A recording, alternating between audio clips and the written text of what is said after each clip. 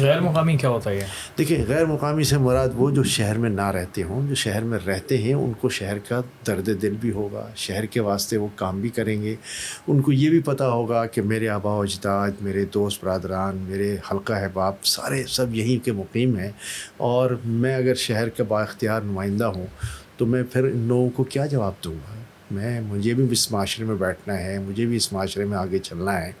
تو اس شہر کے لیے کہ جہاں ایک مشکل ترین شہر ہے دنیا کا، کہیں یہ کہا جاتا ہے کہ جی رہنے کے لحاظ سے کراچی جو ہے وہ اس کا نمبر بہت آگے آتا ہے، بڑا ورسٹ سٹی ہے. تو یہ میں کہتا ہوں کہ یہ ورسٹ سٹی نہیں ہے.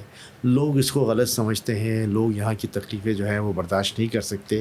اس کے پازیٹیو پوائنٹس بھی بڑے ہیں. کراچی میں سمجھتا ہوں دنیا کا سستا ترین شہر بھی ہے، اس میں کوئی دو رائے نہیں ہے، اور پاکستان کا تو سب سے سستا ترین شہر ہے. تو ظاہر ہے جب سستا ترین شہر ہوگا، لوگوں کو جو ہے وہ آنے جانے کی سہولیات ہوں گی، پورٹ سٹی ہوگا، ایئرپورٹ سٹی ہوگا، اس کے بعد پھر یہاں پر کام کرنے کے متعدد مواقع ہوں گے، مختلف انڈسٹریل زونز ہوں گے، اس کے بعد جاب اپارچونیٹیز موجود ہوں گی. اس کے بعد کراچی شہر میں آج بھی میں دعوے سے کہتا ہوں کہ تقریباً 10 سے 15 لاکھ لوگ جو ہیں وہ یہاں پر بہت سارے ایسے ادارے ہیں جو مخیر لوگ ہیں جو لوگوں کو کھانا کھلاتے ہیں. تو 10 سے 15 لاکھ لوگ اگر روزانہ فیضیاب ہوتے ہوں تو پھر کراچی میں جو ایشوز ہیں کھانے پینے کے، جو رہنے کے، وہ بہت سارے کسی نہ کسی طرح حل ہو جاتے ہیں.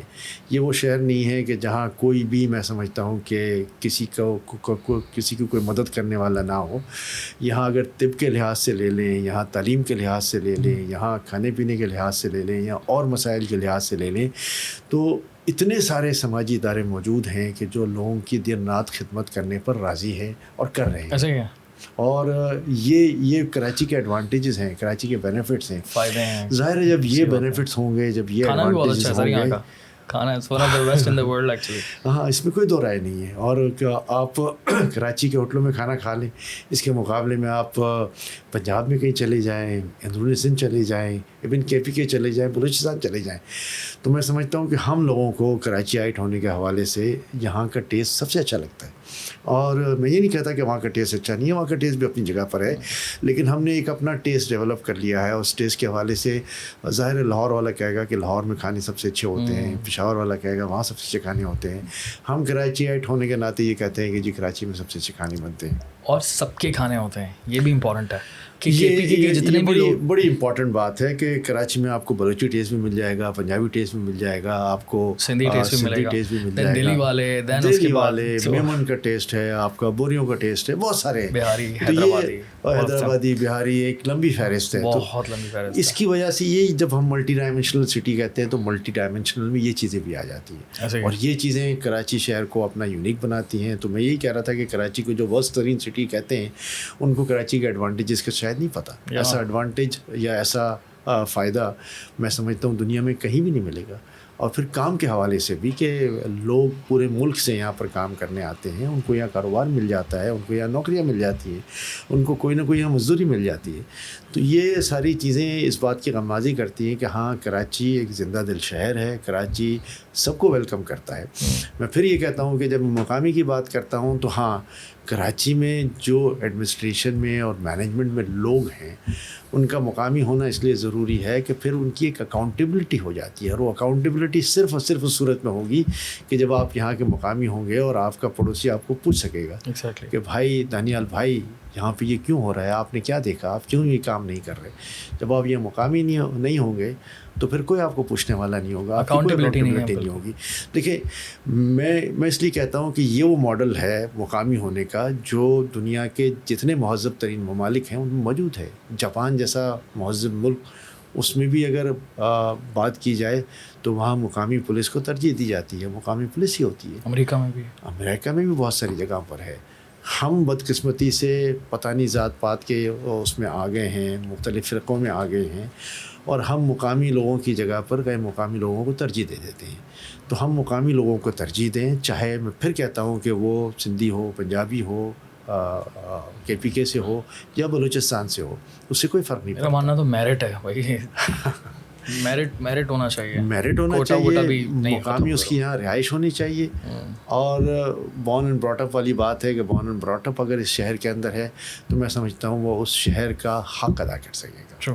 سر اپنی ہسٹری تھوڑی سی بتائیں, ٹین ایج جو لائف تھی آپ کی, ٹین ایجر تھے آپ, وہ اس وقت آپ کیا کرتے تھے, کیا آپ کی مصروفیات تھی, تعلیم حاصل کر رہے تھے, سماجی کام کر رہے تھے, کیسا ٹائم تھا وہ؟ ٹین ایج کا ٹائم جو ہے کرکٹ کھیلتے تھے, آف کورس کرکٹ بھی بالکل کھیلتے تھے اور بھی بہت ساری چیزیں کرتے تھے, مگر اسی وقت سے جو ہے وہ کہیں نہ کہیں تھوڑے بہت سماجی کاموں میں ہم انوالو ہو گئے تھے. کب سے؟ اور میرے خیال ہے جیسے ہی ہم نے کالج جوائن کیا اور اس کے بعد اور اسکول میں بھی, دیکھیں میں پھر لوگوں کا اکثر جگہ یہ سوال ہوتا ہے اور میں ان سے یہ کہتا ہوں کہ آپ اسکول میں کیا کرتے تھے اس پہ بڑا ڈپینڈ کرتا ہے. ہم اسکول میں اسکاؤٹنگ کرتے تھے, اور جب آپ اسکاؤٹنگ میں آتے ہیں تو اسکاؤٹنگ میں ایک بردرہڈ کا کنسیپٹ آتا ہے, ایک دوسروں کو مدد کرنے کا کانسیپٹ آتا ہے, اور اس میں مختلف آپ کو ہنر سکھائے جاتے ہیں, اس میں کھانا پکانا سکھایا جاتا ہے, اس میں ٹینٹ کیمپنگ سکھائی جاتی ہے, اس میں لوگوں کی مدد کرنا سکھائی جاتی ہے. اچھا. تو جب آپ اپنا کام خود کرتے ہیں تو پھر آپ میں ایک جذبہ پیدا ہو جاتا ہے کہ آپ لوگوں کی مدد کریں. یہ کن تہواروں پر ہوتا ہے یا کسی خاص ایونٹ پہ ہوتا ہے اسکاؤٹنگ ہوتی کیا؟ دیکھیے مجھے ذرا بھی انڈرسٹینڈنگ نہیں, نام سنا ہے اس کا, میرے والد صاحب نے کہا تھا کہ انہوں نے پہلے ہر اسکول میں ایک اسکاؤٹس کے گروپس ہوتے تھے, اور وہاں پہ ایک ٹیچر ہوتا تھا جو بیسیکلی فزیکل ایجوکیشن کا ٹیچر ہوتا تھا, جو اسکاؤٹس کا بھی ماسٹر ہوتا تھا, اور وہ پھر وہاں پہ بچوں کو چن کے جو ہے نا وہ گروپس بناتے تھے کہ یہ وائٹ گروپ ہے, یہ ریڈ گروپ ہے, یہ بلیک گروپ ہے, اور اس میں پھر پیٹرولز بنتے تھے. تو یہ پیٹرول جو ہیں وہ 10-12 بچوں پہ مشتمل ہوتے تھے, اور 8-10 پیٹرول بن جاتے تھے کہ 70-80 لوگ جو ہیں یہ ایک یونیک بچے ہوتے تھے اسکول کے جو اسکاؤٹنگ بھی کرتے تھے. اسکاؤٹس کا ایک اپنا یونیفارم پہنتے تھے, اس کے بیجز ہوتے تھے, مجھے اچھی طرح یاد ہے, وہ مختلف گریڈز ہوتے تھے. اس میں اگر آپ اچھا سماجی کام کر رہے ہیں تو آپ کو ایک بردرہڈ کا اسٹار دیا جاتا تھا, اور اس طرح بہت ساری چیزیں ہوتی تھیں. کام کیا کرنا ہوتا تھا اس میں؟ کہیں خدا نخواستہ کوئی مصیبت ہو گئی تو وہاں جا کے ڈیوٹیز دینا. کام یہ بھی ہوتا تھا کہ سڑکوں پہ جو ہے جب اسکول میں گاڑیاں آتی تھیں تو ان سب کو جو ہے موبلائز کرنا, اپنی جگہ پہ کھڑا کرنا, غلط پارکنگ نہیں کروانا, صحیح پارکنگ کروانا, بچوں کو تکلیف نہ ہو, کسی کو سڑک کراس کروا دینا. پھر مختلف اس میں اسکاؤٹس کے کیمپس ہوتے تھے, اس میں جو ہے وہ ہماری اپنی سیلف گرومنگ, سیلف ٹریننگ ہوتی تھی. تو میں سمجھتا ہوں کہ یہ سارے کام جو ہے نا وہ آپ کو ایک شوق پیدا کر دیتے ہیں. اب نہیں ہوتا ہے؟ اب وہ میں تو نہیں سنا یہ. پہلے جو ہے نا ایک روایتی اسکول ہوتے تھے, بڑے بڑے کیمپسز ہوتے تھے, اس میں ساری چیزوں کی گنجائش موجود ہوتی تھی. اب جب سے یہ گھروں میں 250-250 گز کے گھروں میں جو ہے وہ اسکولز آنا شروع ہو گئے ہیں, تو پھر نہ اسپورٹس ہوتے ہیں, نہ فزیکل ایجوکیشن کی بات ہوتی ہے, نہ اسکاؤٹنگ کی, نہ کیمپنگ کی. یہ ساری چیزیں ختم ہو گئی. یہ پرانے جو کانوینٹ اسکولز ہوتے تھے یا بڑے بڑے اسکولز ہوتے تھے کراچی کے, ان سب میں آج بھی میں سمجھتا ہوں کہ اسکاؤٹنگ ہونی چاہیے, ہوتی ہے. اور پاکستان بوائے اسکاؤٹس وغیرہ کا کہ آج بھی ایگزسٹنس ہے, لیکن جو آج سے 20-25 سال پہلے کلچر تھا وہ میرا خیال ہے آہستہ آہستہ ختم ہوتا جا رہا ہے. کیونکہ اب ہم جس کو کہتے ہیں نا فزیکل پریزنس کے بجائے ہماری ساری ورچوئل پریزنس ہو جاتی ہے سب جگہ پہ. ہم زیادہ تر جو ہے وہ IT لیول پہ چلے گئے ہیں, اور لوگ موبائل فون پر یا دوسرے ایپس پر اتنے بزی ہو گئے ہیں کہ شاید ان کاموں سے بہت دور ہٹ رہے ہیں, اسپورٹس سے بھی دور ہٹ رہے ہیں. لیکن میں سمجھتا ہوں کہ آج بھی جہاں جہاں یہ شوق ہے, جہاں جہاں یہ اسپورٹس ہو رہے ہیں, وہاں کے بچے بڑا نمایاں کردار ادا کرتے ہیں آگے جا کر, چاہے وہ کسی بھی فیلڈ میں ہو.